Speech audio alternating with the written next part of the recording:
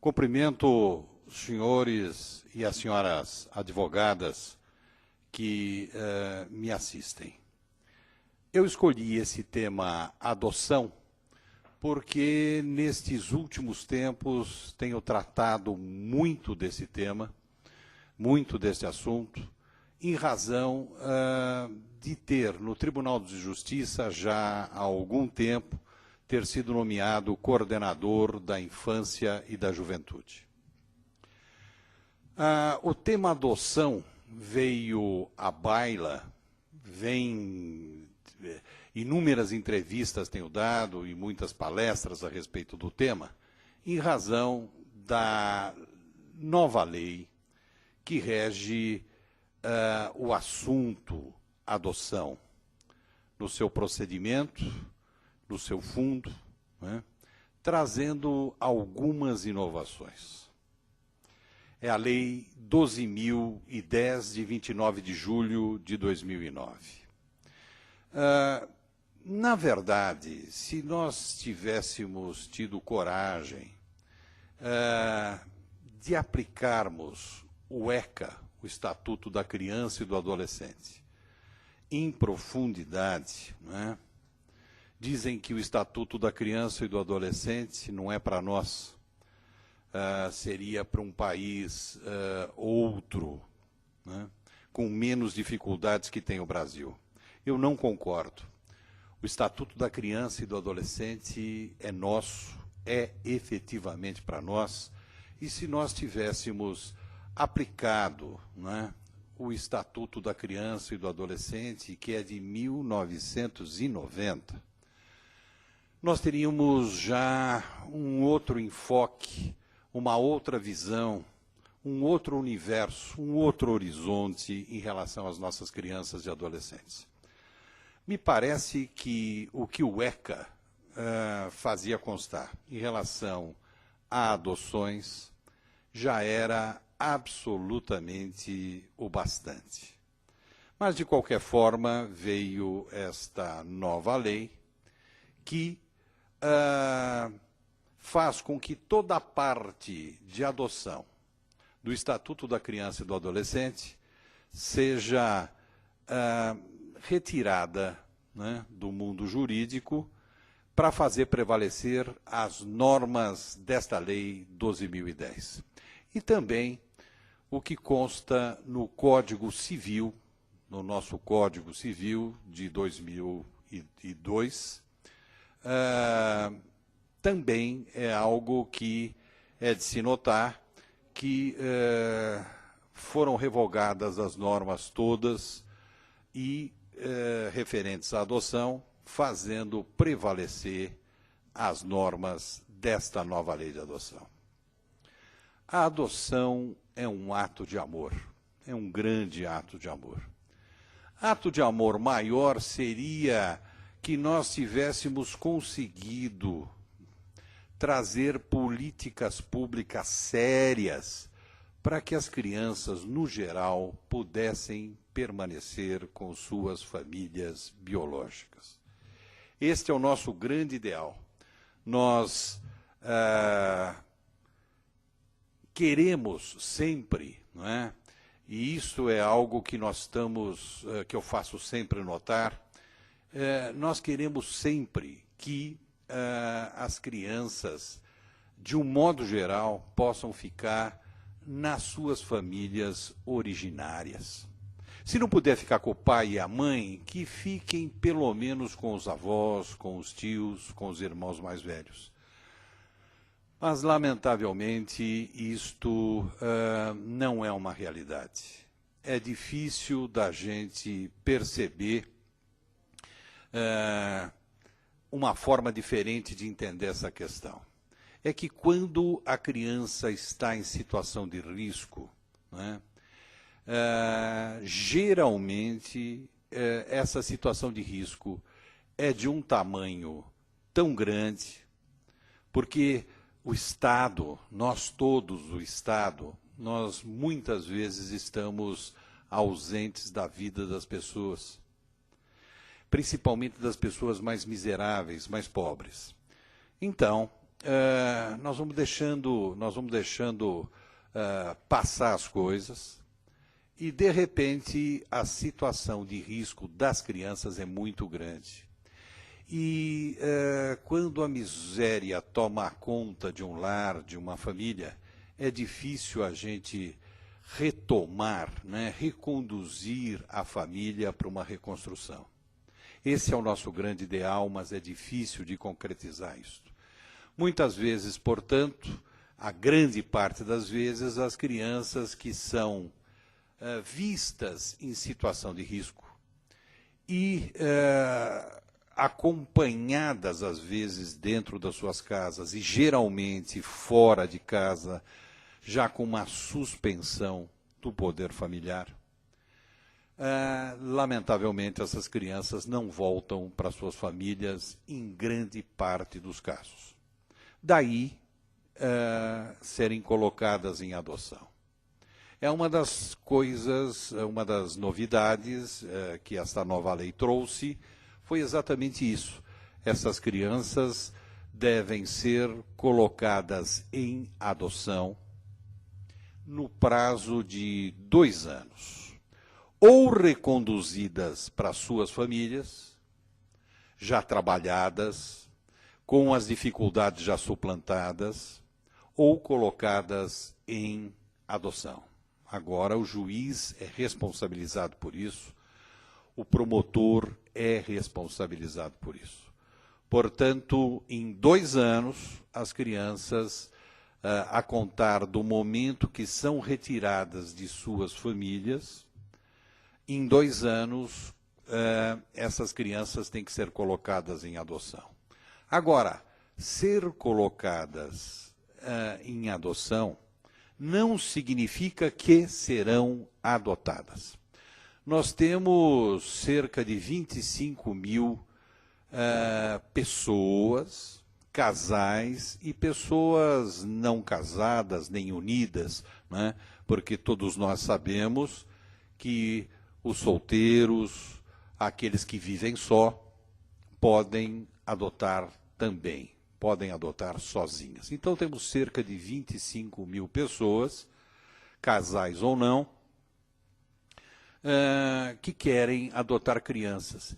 E temos mais ou menos umas 7 mil crianças colocadas em adoção. Por que tantos casais e um número tão inferior de crianças colocadas em adoção? Pelo seguinte, os casais ainda preferem, nós temos feito muitas campanhas, a própria OAB fez uma campanha magnífica para que o preconceito seja jogado na lata do lixo, né, que é o lugar onde os preconceitos todos devem estar. Nós temos muitas campanhas para que os casais amem primeiro, né, façam menos exigências. Mas ainda há muita gente que quer aquela menina branca recém-nascida. Menina branca recém-nascida. Portanto, os nossos meninos negros, com mais de 5 anos de idade, provavelmente não serão adotados. Permanecerão nos abrigos até os seus 18 anos. É uma pena, porque nós estamos perdendo a oportunidade de termos junto a nós a presença de crianças admiráveis, né? Talvez diferentes de nós racialmente, diferenças de cor, talvez meninos que a gente fique um pouco preocupado no início porque já não são tão novos, não é? Mas nós estamos perdendo a oportunidade com isso de termos crianças e mesmo adolescentes admiráveis ao nosso lado, como nossos filhos. O preconceito ainda é muito forte em relação a tudo isso. Mas, enfim, é esta razão, muitas vezes, que a tal fila, que todo mundo reclama, demora tanto para andar. É o número de exigências que fazemos. Pensar em adotarmos uma criança com deficiência, nem pensar. Mas será que todo mundo pensa desta forma? Eu acredito que não.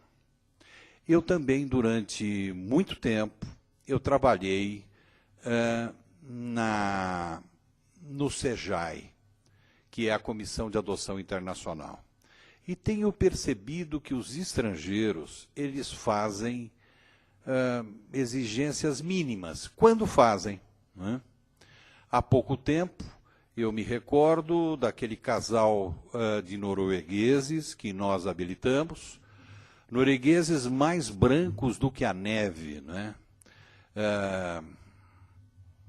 Brancos, como leite. Cabelo não era nem loiro, era cor de palha. Esse casal branquíssimo adotou 3 meninos negros, 3 irmãos. Eu não posso esquecer de comentar que também crianças colocadas em abrigos na companhia de irmãos que não podem ser separados, também dificulta muito a adoção por casais brasileiros. Isso dá até para entender, né? Nós brasileiros, talvez a nossa vida financeira seja um pouco mais precária que a vida financeira dos estrangeiros. Portanto, a gente adota um filho, é capaz de encarar financeiramente a manutenção, os cuidados a esse filho. Agora, 2 filhos ao mesmo tempo já é mais complicado. Como é que faz com esses irmãos que não podem ser separados?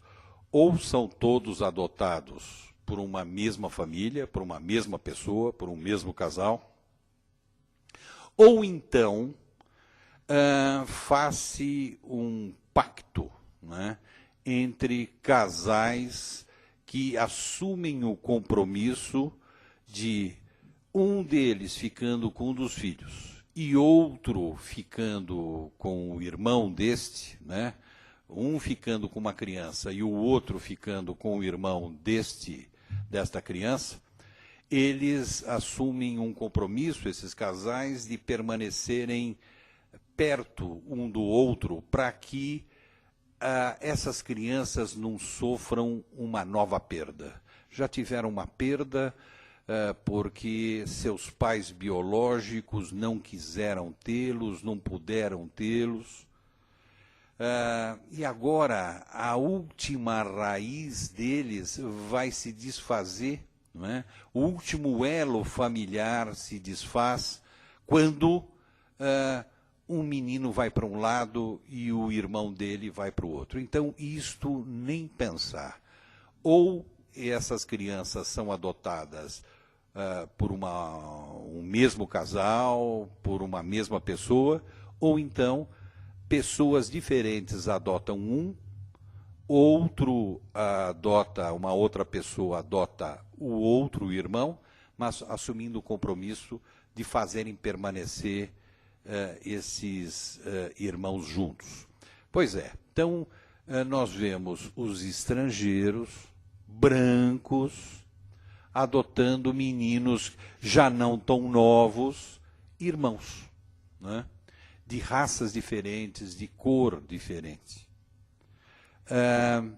Vejam só, aquele casal que eu estava lembrando, aquele casal de estrangeiros, e depois, daqui a pouquinho, eu já falo um pouco mais de adoção por estrangeiro, habilitados por nós, ficaram com 3 meninos, 3 irmãos, um de 10, um de 8 e um de 6 anos. 3 meninos negros.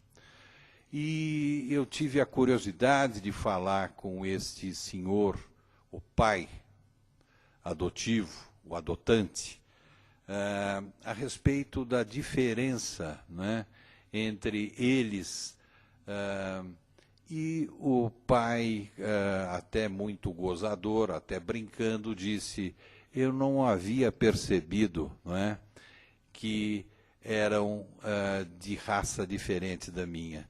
Ou seja, nessa brincadeira que ele fez, ele quis dizer claramente que isso não importava a mínima. Ou seja, esse casal norueguês amou primeiro, né?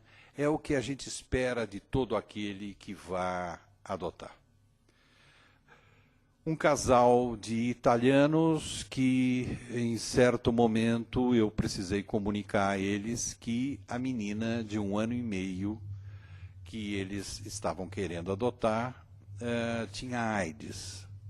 Havia acabado de chegar um resultado do hospital, onde a menina fez alguns testes, dizendo que ela tinha o vírus HIV. Eu, no meu péssimo italiano, eu tentei explicar para a italiana o que se passava. Aquela senhora foi ficando espantada com o que eu falava. E eu falei, estava pensando comigo mesmo, ela está entendendo tudo o que eu estou falando, por isso essa cara de espanto dela. Mas, de repente, ela se alivia, ela faz assim, eu falo, bom, mas a senhora está se mostrando aliviada diante do que eu estou contando? E ela me disse o seguinte, falou, doutor, desculpe, o seu italiano é muito ruim, e eu estava entendendo o que o senhor estava dizendo, que eu não poderia mais ficar, eu e o meu marido, nós não poderíamos mais ficar com esta menina. E isto, para nós, seria terrível. Agora, o fato dela ter AIDS, do fato dela ser portadora do vírus, não significa nada para nós, né? Isso, de forma alguma, interfere no amor que nós já começamos a ter por ela, né? E lá se vai esta menina, com AIDS, com tudo, para a Itália, e eu tenho certeza absoluta, até porque eu trabalho com crianças com AIDS no Hospital Emílio Ribas, eu tenho, durante a semana, momentos de voluntariado, eu sou um contador de histórias para crianças hospitalizadas, e eu tenho certeza absoluta, né? Com as novas drogas que estão chegando e com a alegria que a gente pode levar para crianças com AIDS, a vida dessas pessoas, dessas crianças, é muito melhor, né? Eu tenho certeza que, ainda que não surja a cura da AIDS, as pessoas sobreviverão com AIDS muito tempo, envelhecerão com AIDS desde que tenham uma vida um pouco mais confortável, tomem as drogas e tenham alegria nas suas vidas. E nenhuma alegria supera a de ter novamente um pai e uma mãe. Então, o amor pode, se não cura, né, ajuda pelo menos a que aquele doente, aquela pessoa com esta falta de resistência, né, que a AIDS provoca, pode ter uma vida muito boa quando tem amor, e principalmente o amor de pai e de mãe. Muito bem. Um holandês que adotou um portador de síndrome de Down. Será que nós teríamos esse amor imenso para adotar uma criança portadora de síndrome de Down? Duvido. Mas, enfim, esse holandês teve. E esses apenas são alguns exemplos que eu estou dando para mostrar que crianças negras, nós ainda temos muito preconceito, nós brancos, brasileiros, ainda temos muito preconceito, né, em relação à raça, à cor. É um absurdo, mas é uma realidade. Crianças negras, meninos, a preferência é de menina, e mais velhos, crianças com deficiências, quer deficiências físicas, deficiências mentais, estarão fadadas a permanecer nos abrigos para sempre, quando não tiverem nenhum parente já retirados do poder familiar de pai e mãe, não tiverem nenhum parente, vão continuar nos abrigos por muito e muito tempo. Uma questão que me é sempre colocada é se homossexuais, pessoas homoafetivas podem adotar crianças. A minha resposta é sim. Na verdade, há muito tempo nós estamos dando adoção para pessoas, homens ou mulheres, que se apresentam para adotar sozinhos, né? Nós estamos dando adoção para estes homossexuais que se apresentam sozinhos. Não queremos muito tratar desse assunto, não é? Durante o procedimento da adoção desta pessoa que se apresenta sozinha, não queremos tratar da sexualidade, fugimos do assunto e rapidamente, né, decidimos que isso é um assunto que não deve ser tocado e damos a adoção para essas pessoas. Se nós damos essa adoção para pessoas que nós sabemos que são homoafetivas, e sabemos também que a adoção vai por parte só dele, só dela, não é? E chegando em casa vai ter um parceiro que vai morar com os três, né? Com quem adotou e com a criança adotada. Por que nós temos que hipocritamente fugir do assunto e não enfrentarmos de frente esta questão toda? Portanto, eu afirmo para vocês que muitos juízes ainda não dão a adoção para parceiros homoafetivos que se apresentam como parceiros, mas conheço muitas já decisões em sentido contrário, atribuindo a adoção, dando a adoção, concedendo a adoção para parceiros homoafetivos. Há uma decisão memorável de um dos juízes que trabalha comigo na Coordenadoria da Infância e da Juventude, não é? Que deu a adoção para a companheira da mãe biológica, né? A companheira da mãe biológica se apresenta em juízo e pede a adoção da filha da companheira. O que é muito comum no casamento, o que é muito comum na união estável. E eu quero dizer também, até que eu reafirmo essa possibilidade de homoafetivos poderem, em parceria, os próprios parceiros, adotarem crianças, porque eu entendo, a minha opinião sempre foi essa, e já manifestei isso publicamente várias vezes, inclusive por duas vezes na escola da advocacia, falando de união estável de pessoas homoafetivas. A estabilidade no relacionamento de dois homens e duas mulheres forma aquilo que nós conhecemos tradicionalmente por união estável. Não vejo a menor diferença entre dois homens, duas mulheres morando juntas, com estabilidade, com lealdade, com fidelidade, com aquela vontade de formar uma família, né? Não vejo nenhuma diferença com o casal heterossexual, os heteroafetivos, né? Que também vivem juntos. Portanto, é mais um argumento que eu utilizo para reforçar a possibilidade de adoção para homoafetivos que se apresentam em parceria, né? E os idosos podem adotar? Depende, cada caso é um caso, né? Eu entendo que pessoas já muito idosas não devem adotar. Por quê? Porque essa criança, de certa forma, já teve uma perda, já sofreu uma perda na vida.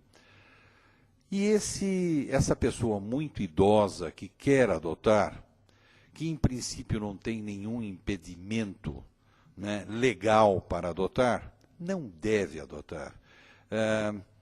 Eu entendo que o juiz deve examinar caso a caso, mas aquele senhor muito idoso, já com mais de 70 anos, perto dos seus 80, vai adotar uma criança e pouco tempo depois, passados alguns anos, alguns poucos anos, ele vem a falecer, vai ser mais uma vez uma perda para essa criança. Mas cada caso é um caso e cada juiz pode entender disso de uma maneira diferente. Pessoas muito doentes, não estou falando de doenças contagiosas, mas muito doentes, né, que já começam a perceber que a morte se aproxima, tem que ter realmente uma visão mais ampla e não vão adotar crianças, né? E se o juiz perceber que aquela pessoa não é saudável, realmente não deve dar a adoção para aquela pessoa, né? Por que razão?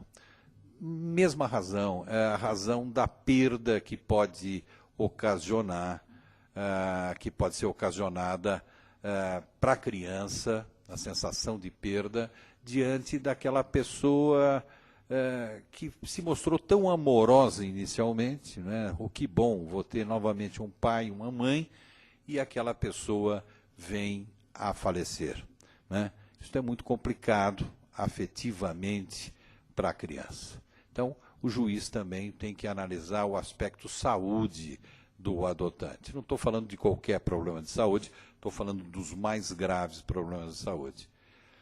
Eu tenho um primo a quem eu rendo as minhas homenagens e digo que eu já estou com muitas saudades dele, que morreu há menos de um mês atrás, e ele sempre quis ter um filho, né?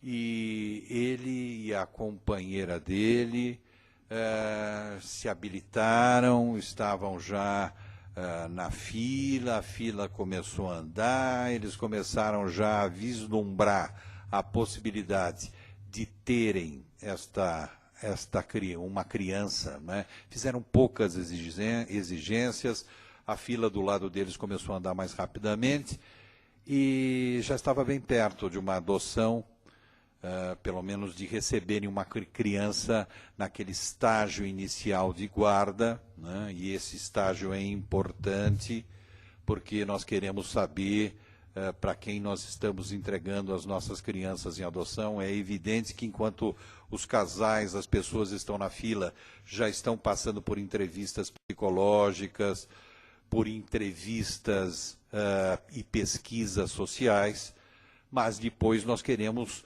quando a criança chega efetivamente na vida deste casal, desta pessoa, nós queremos que em um determinado tempo nós possamos acompanhar a vida do casal, a vida do adotante com aquela criança, nesse período de guarda. Depois essa guarda é convertida em adoção mesmo.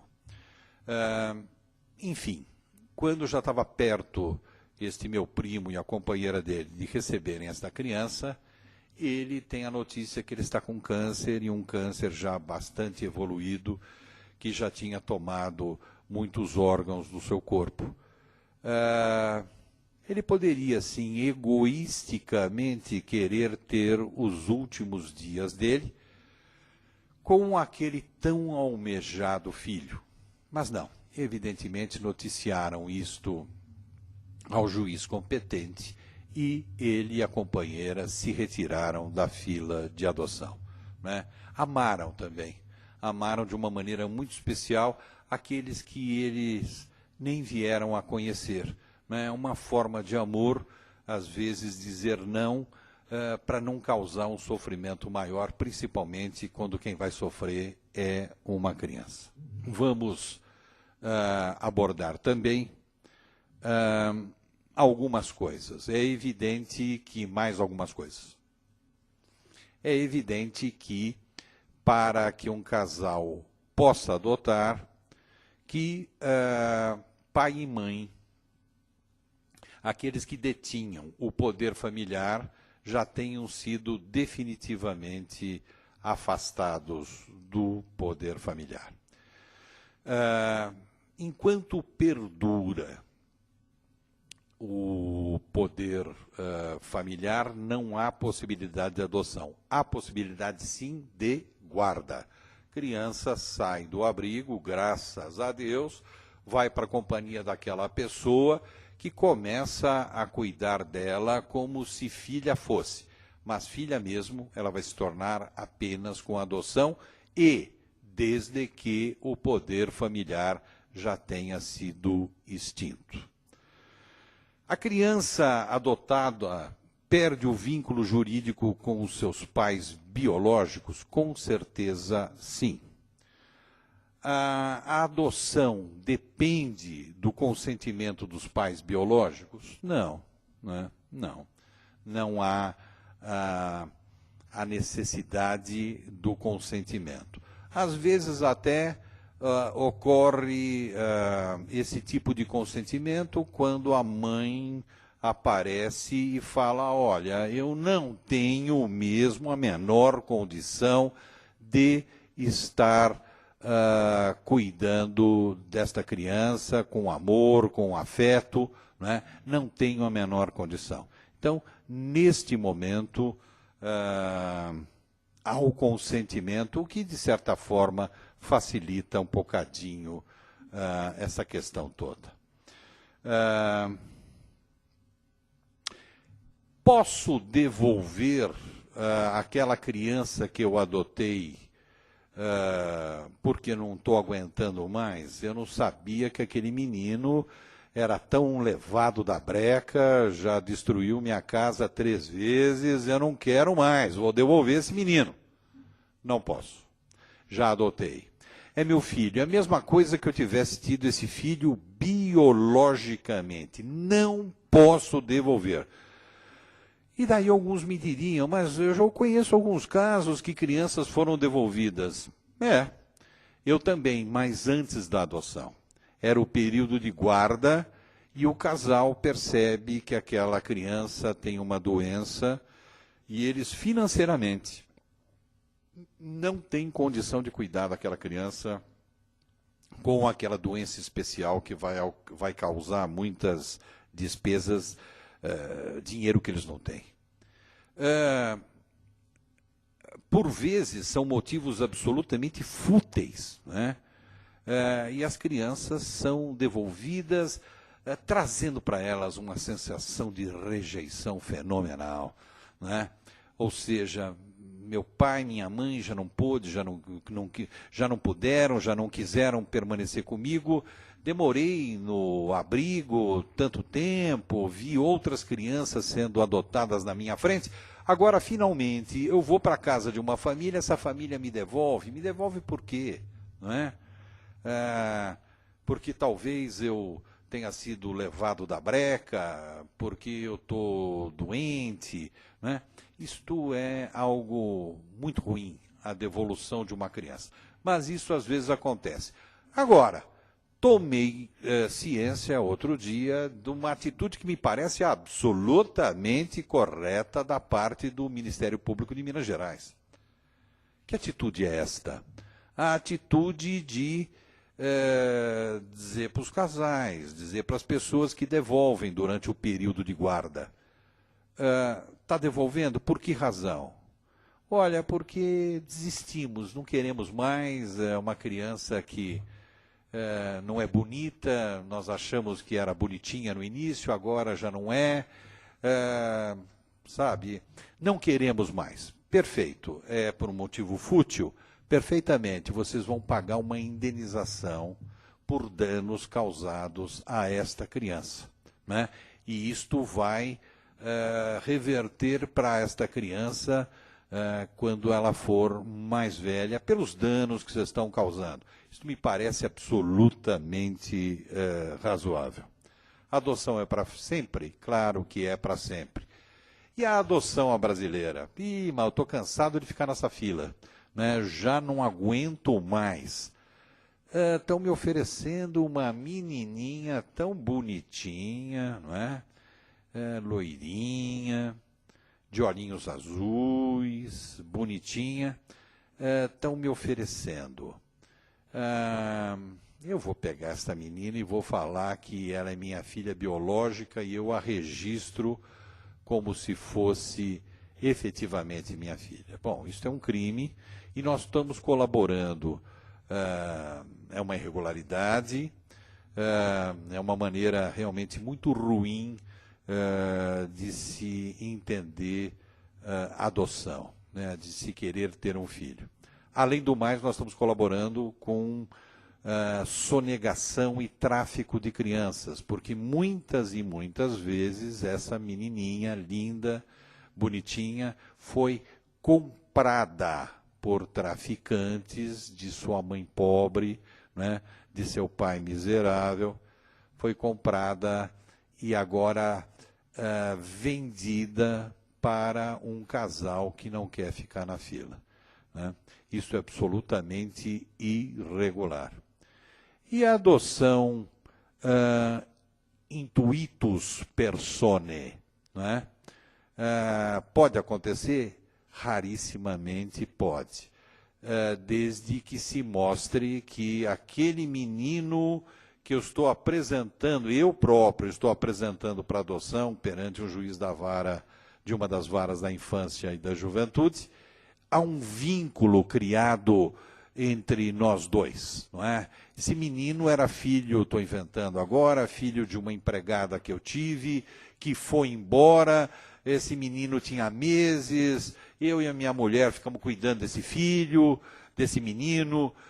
O menino foi crescendo junto com os meus filhos, começou a me chamar de pai, foi para a mesma escolinha que os meus filhos, eu dei um jeito e consegui colocá-lo na mesma escola, mesma boa escola, consegui também colocá-lo num plano de saúde, e de repente alguém me diz, olha, você precisa regularizar essa situação, nem guarda você tem uma guarda de fato, não é? Que a nova lei ia penalizar criminalmente quem tivesse guarda de fato. Graças a Deus isso caiu pelos caminhos legislativos. Mas, enfim, se eu mostrar que eu tenho um vínculo, não um vínculo que eu criei propositalmente, vínculo que foi criado pelo meu amor, não é? De permanecer com essa criança durante 1, 2, 3, 4, 5, 6, 7, sei lá, quanto tempo, não precisa estar, às vezes, nem tanto tempo, às vezes 3 anos tem um vínculo já inquebrantável, eu apresento essa situação para o juiz e, efetivamente, vou ganhar a adoção desta criança que já está comigo há muito tempo. Agora, tem muita gente que inventa história, não é? Inventa história, diz que